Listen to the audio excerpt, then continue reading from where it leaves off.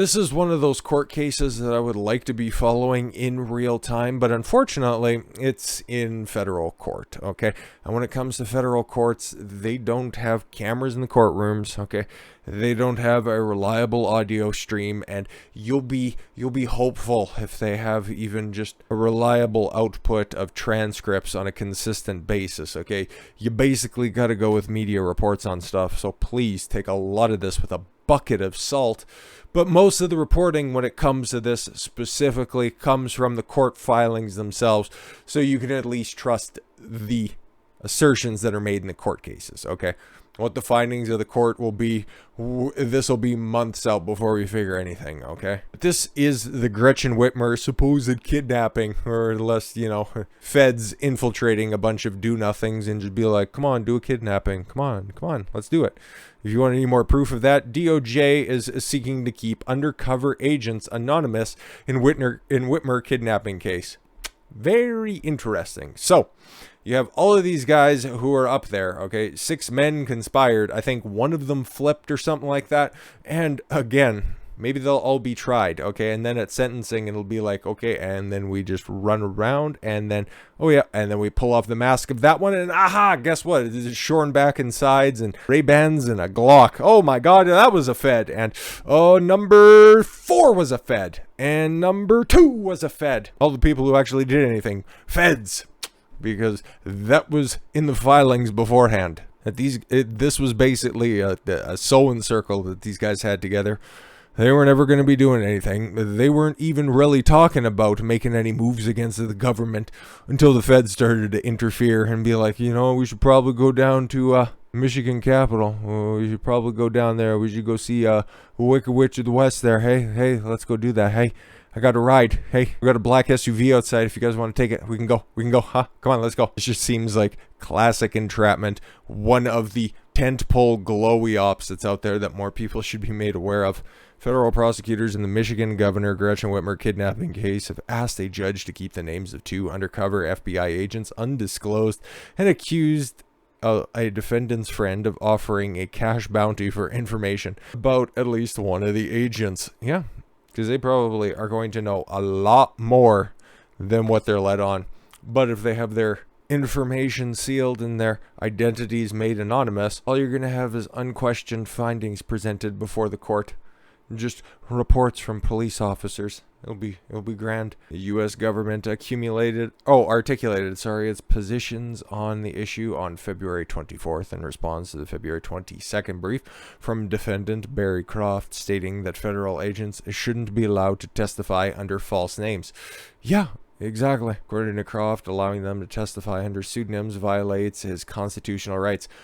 Fourth Amendment, right? Your right to face your accuser. I would say so. It's a play. It's a long shot because you're in federal court and they're just gonna go, nah, Gretchen Whitmer can kind of have our allegiances here. And based on the way that a lot of these motions have been going in this case, I would doubt it. Croft and his co-defendants said that they were entrapped by a 12-plus undercover informants and agents investigating them. Testifying under a false name would not allow for effective cross-examination when deny Mr. Croft his right to confrontation. Yep. Right to face your accuser. That's why defendants are always in the courtroom at all times, regardless of how boring and laborious the trial is, because they have a right to face their accuser. They don't have to be brought onto the stand. They don't have to be questioned or anything. That's your Fifth Amendment right to remain silent. Just for clarification's sake. Despite the government alleging that it will provide counsel with any material that may go to credibility, that is not enough. Hope they get the old America's Most Wanted backdrop with the backlighting and the voice changer, because that'd be great. Counsel has a duty to independently investigate, and counsel's investigations may return different results in the information the government has offered to provide. Yeah, exactly. Because these guys' defense, if they're looking for federal agent Smith, how are you supposed to double check those stories? Because, oh no, these are government reports. Everything's on the up and up here. Yeah, when you're trying to put away these defendants for like 20 plus years, you probably got to do your checks on this one. Croft is particularly interested in 2 undercover federal agents he apparently had contact with during the run-up to the October 2020 arrest, Red and Mark. According to Croft, Red wasn't merely a passive player in the investigation. Red generated promotional videos showing his purported abilities, which were pushed to the charged defendants in an attempt to interest them in purchasing his explosives.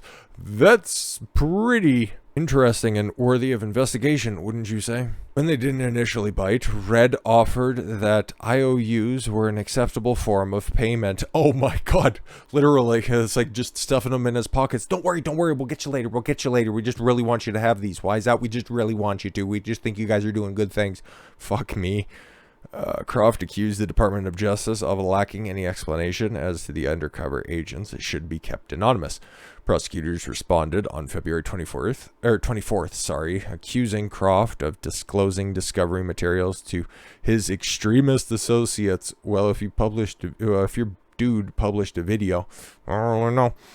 They also said the two agents in questions were working undercover in other unrelated anti-terrorism investigations. Well, yeah, I always believe the feds, and I think that they're totally on the up and up here. Those associated offered a cash bounty to the identity of informants and have publicly called for violent retaliation against the FBI.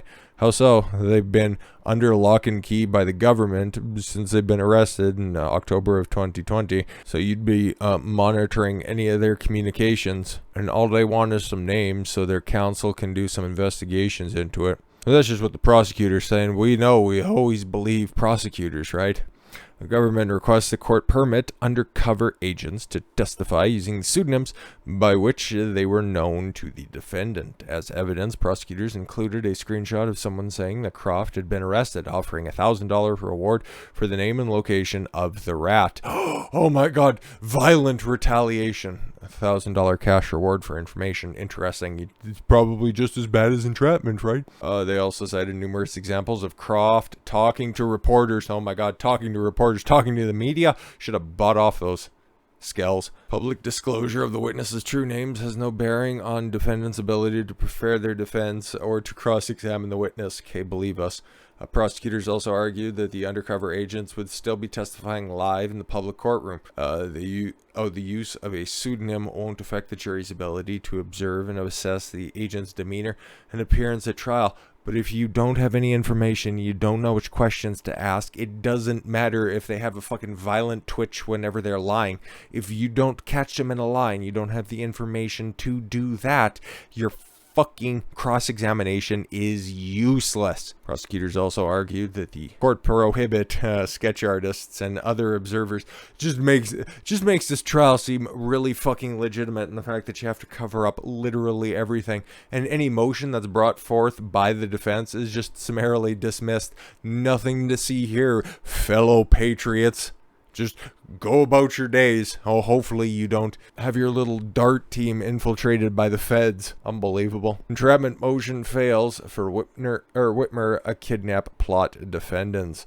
Michigan Judge Thomas Wilson has denied a bid by 3 former Wolverine watchmen.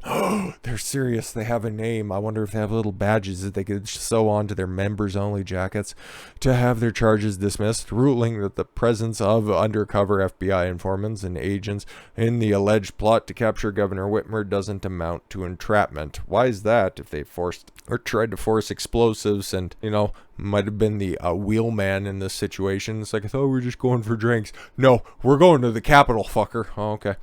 Following a 2-day entrapment hearing in Jackson County, Michigan, for Joseph Morrison, Pete Musico, and Paul Ballar. The defendants, who faced charges under Michigan law for providing material support to a terrorist plot. Oh my God, will still have their chance to convince a jury that the FBI entrapped them. I would love to be on that jury, just mostly to stick it to the state. But, I'm in Alberta, they're in Michigan. It's a little tough. Meanwhile, the federal trial, and this is the feds anyways, for the alleged ringleaders of the Whitmer kidnapping case is set to begin, March 8th, on Monday.